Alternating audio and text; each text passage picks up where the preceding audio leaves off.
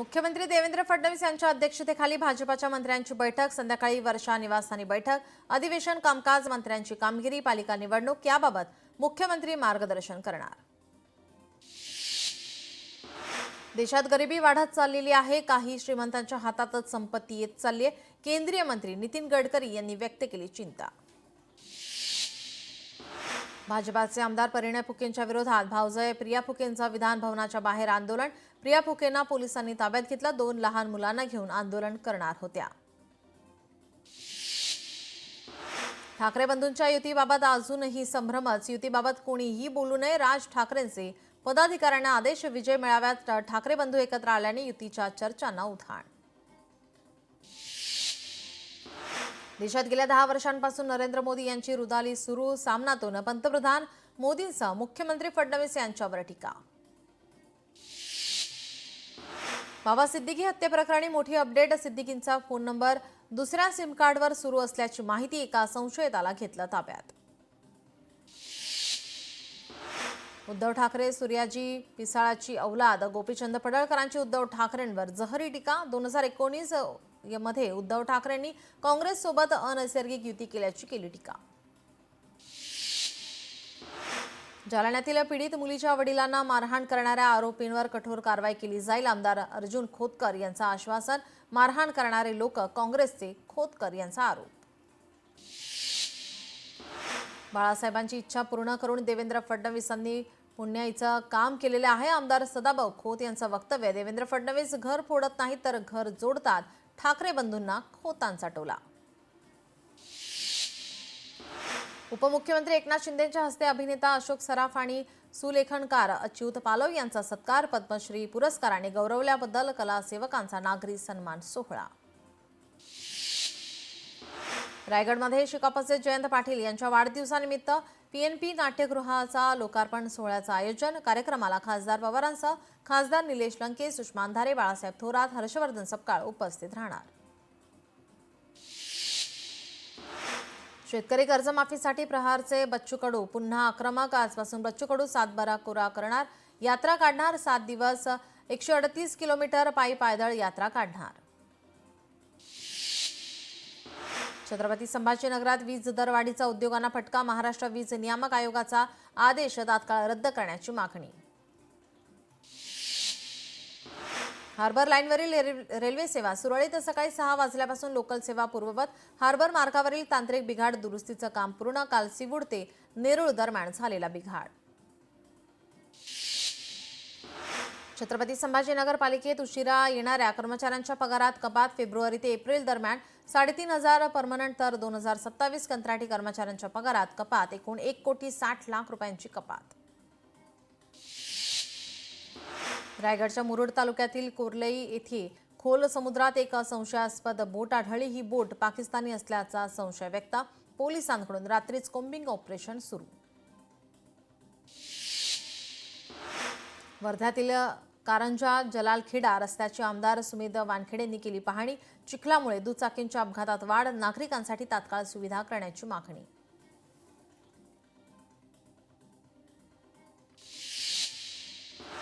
छत्रपती संभाजीनगरात पालिकेच्या अतिक्रमण हटाव मोहिमेमुळे नागरिक त्रस्त, मालमत्ताधारकांचं राष्ट्रीय मानवाधिकार आयोग आणि राष्ट्रीय अनुसूचित जाती आयोगाकडे तक्रार।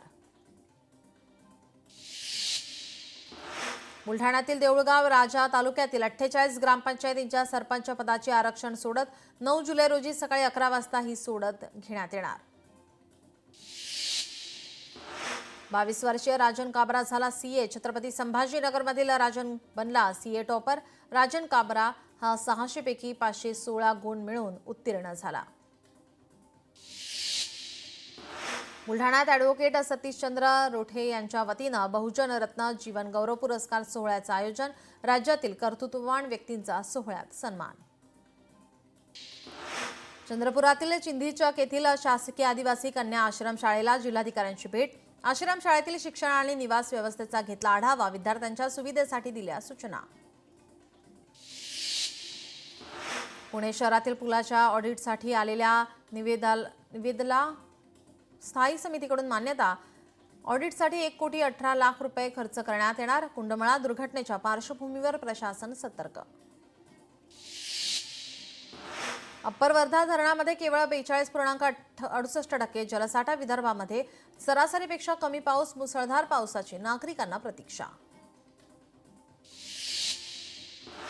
संतोष देशमुख हत्या प्रकरणी आज 9वी सुनावणी. जिल्हा सत्र न्यायालयात होणार सुनावणी. सरकारी वकील उज्ज्वल निकम राहणार हजर. हिंगोलीतील येळी गावात जाणाऱ्या रस्त्याची दुरावस्था. रस्त्यावर मोठमोठे खड्डे. खड्ड्यात पाणी साचल्याने वाहन चालकांना त्रास. हिंगोलीतील सेनगाव तहसील कार्यालयासमोर नगरसेवकांचा उपोषण. महसूल विभागाच्या भ्रष्टाचाराच्या सखोल चौकशीसाठी उपोषणाचा आज 3रा दिवस. मुंबई लोकलमध्ये आता ज्येष्ठ नागरिकांसाठी विशेष आरक्षित डबा. ज्येष्ठ नागरिकांसाठी 13 सीट्सचा नवा डबा. पश्चिम रेल्वेच्या 105 तर मध्य रेल्वे 166 लोकलमध्ये विशेष डब्याची व्यवस्था. अमरावतीच्या बोराट्या खेडामधील जिल्हा परिषदेच्या शाळेची भीषण अवस्था. 1ली ते 5वी साठी फक्त एकच शिक्षक, एकाच वर्गात 5ही वर्गातील विद्यार्थी. त्रिभाषा सूत्र विरोधात शालेय शिक्षण अभ्यास आणि कृती समन्वय समिती आक्रमक. मुंबईत आझाद मैदानावर करणार धरणे आंदोलन. थोड्याच वेळात आंदोलनाला होणार सुरुवात. 11वीच्या ऑनलाईन प्रवेश प्रक्रियेत झालेल्या विलंबाचा प्रत्यक्ष प्रवेशावर परिणाम. आज सायंकाळी 6 वाजेपर्यंत पहिल्या फेरीतील प्रवेशासाठी अंतिम मुदत. आतापर्यंत केवळ 60% विद्यार्थ्यांचा प्रवेश. इतिहासात प्रथमच दुष्काळी जत तालुक्यात बोटिंगच्या स्पर्धा. आमदार सदाभाऊ खोत आणि आमदार गोपीचंद पडळकर यांच्या हस्ते उद्घाटन. स्पर्धा पाहण्यासाठी शेतकऱ्यांची मोठी गर्दी. रत्नागिरीत मोठ्या उत्साहात आषाढी एकादशी आणि मोहरम सण साजरा. राजापूर येथे दिंडी आणि मोहरम उत्सवात पोलीस अधीक्षक नितीन बगाटे सहभागी.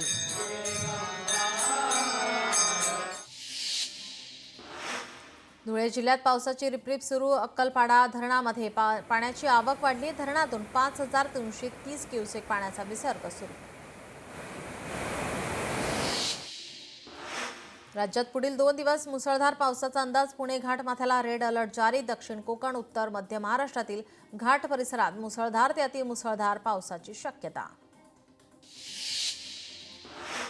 बुलढाणा जिल्ह्याला पुढील 2 दिवस येलो अलर्ट. बरेच दिवसांच्या विश्रांतीनंतर जिल्ह्यात पुन्हा पावसाला सुरुवात. नाशिकमध्ये पावसाची संततधार सुरू. 12 तासात 40 मिलीमीटर पावसाची नोंद. गंगापूर धरणातून 5186 क्युसेकने विसर्ग सुरू.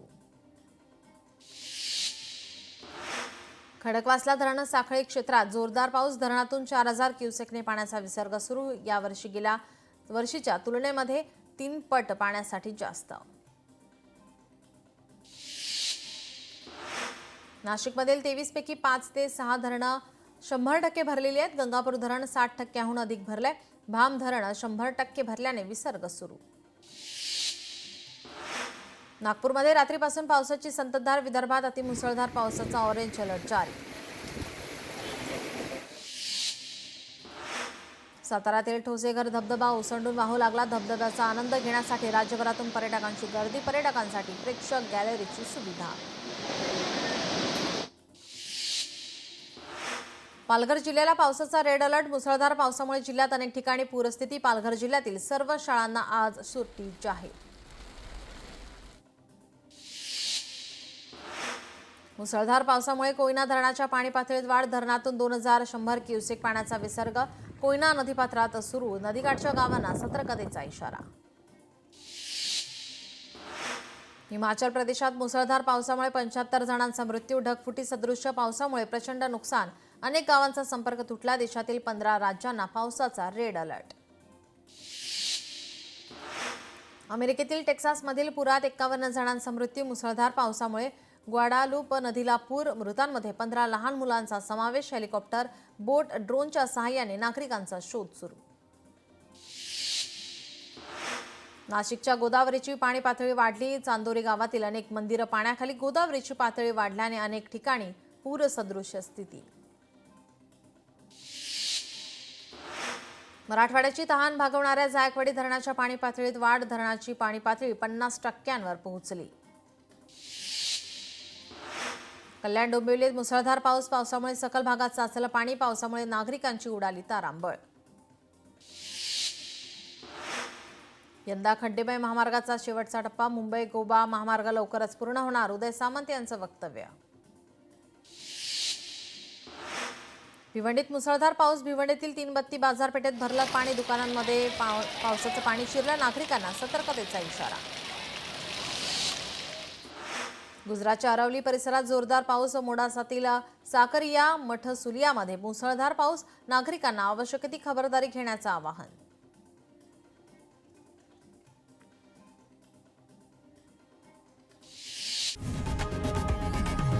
लोकशाही मराठी ऐका, पहा, जागरूक रहा.